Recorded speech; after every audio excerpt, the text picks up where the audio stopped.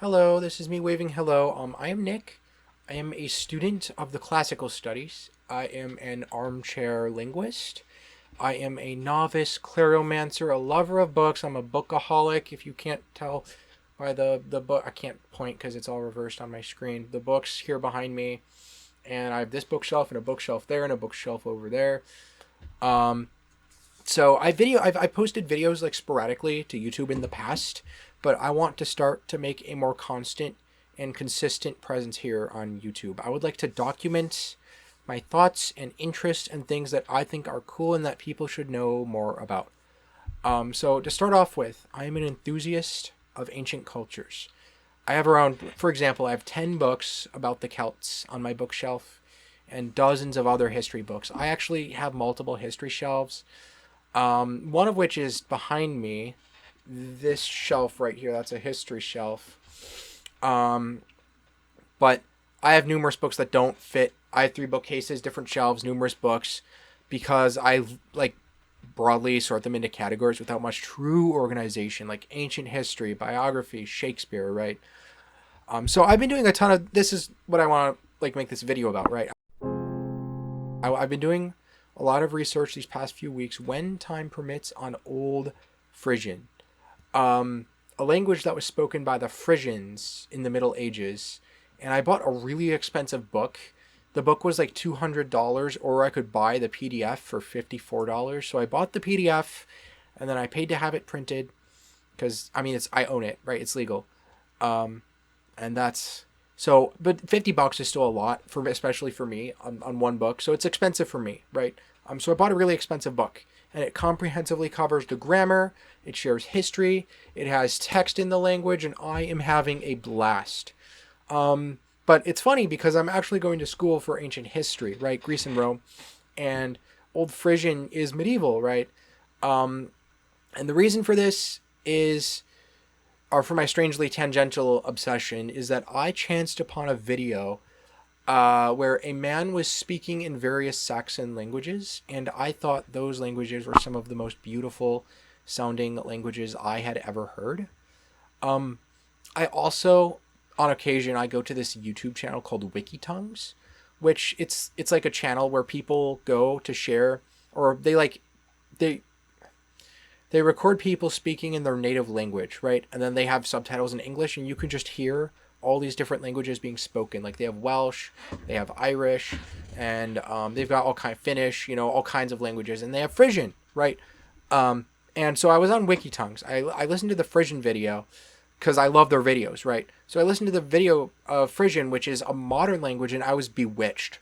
Like I thought it was the most beautiful sounding language I had ever heard, which that might be an exaggeration, but I thought it was beautiful. So I bought this book, spent a bunch of money on the book. It wasn't cheap. I got the only book in the world that does what it does. It's called An Introduction to Old Frisian, History, Grammar, Reader, Glossary by Rolf H. Bremmer Jr. And I'm reading it like crazy. Like the past couple of weeks, I've been reading it like crazy, and I'm going to be reading it for the whole next month. So maybe I should start, or at least get into like what Old Frisian is, right?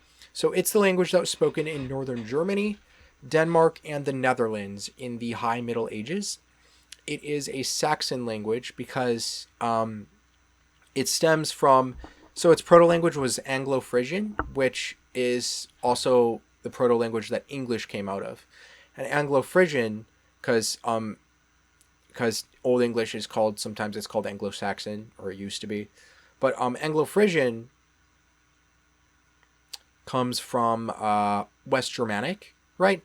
And Gothic also emerged from West Germanic. And there's a lot of patterns that are found in Gothic that are also found in Old Frisian, and it retains a lot of West Germanic, right? And there's very, very few resources out there, and those that are pretty expensive. I mean, like, I wouldn't have been able to learn what I'm learning if I didn't spend all that money on the book. And I feel like there's just a severe deficiency of knowledge on this subject, right? There's just not YouTube videos on this subject that really delve into it, right? So I'd like to fill in the gap, so to speak, to start, presenting and sharing about this language. I don't currently intend to learn or speak the language, but if I find after a month of reading the book that I'm still as passionate, I might take a stab at it, but I'm not that ambitious at this stage. I just want to share why it's cool and what's beautiful about it. So I should also cover this. I should also cover why my obsession is with Old Frisian and not modern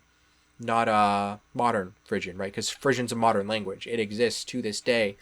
Everyone that speaks it can speak English, but it exists to this day. So Old Frisian is a dead language. So it's not like I would ever be able to communicate in Old Frisian, right? But I have my reasons. I have a handful of reasons. Firstly, Old Frisian has a lot less loan words. That's a big thing for me. So there's this academic idea of linguistic purism, in which a pure language is one that possesses less loan words and more like native words, right? And I think when a language adopts a ton of foreign words from other languages, it loses some of the music and cadence and rhythm it has when it is spoken. Like for example, I don't think modern English sounds very pretty, right? But if you listen to Old English being spoken, I find it very pleasing to the ear because it has so many fewer, it's not all polluted by those Normans that brought their French into our language. Which, nothing wrong with that. Nothing wrong with that. I just don't think it sounds as pretty anymore. But that's how languages work, right? People get invaded and the invaders bring their languages, and then, people travel and the travelers bring their languages and more words get added over time, and it's how it works. But anyway, that's one reason. But another reason is that there's an allure, right? There's a charm to the thought of learning a dead language. It's something that nobody has spoken in centuries, right?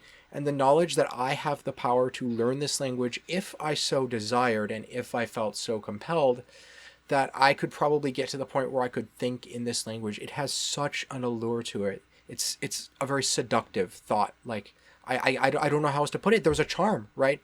And so I have maybe 6,000 or 7,000 words of notes right now in Old Frisian, and I'm taking more and more each day.